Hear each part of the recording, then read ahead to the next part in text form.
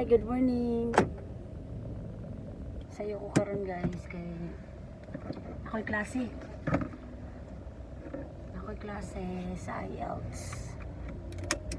So kailangan ako magsayo.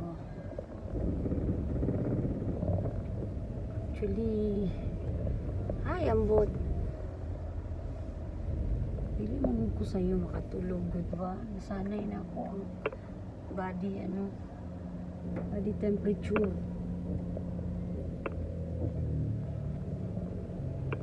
So murag ang akong tulog siguro wala rin sa kauras.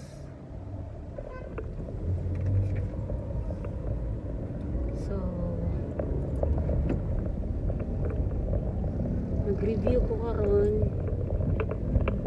I'm having my IELTS review because I will be taking my exam on 28th, and hopefully with God's will okay tanan.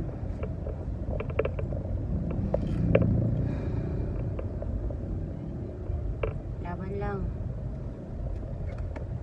Dili sayon ang pagkuha sa mga goal. Ang achieving a goal is really the toughest one. In between process, it's really hard. It takes time. It takes sacrifice, commitment. Tanan, kailangan nimo buhaton para lang ma-achieve yung goals.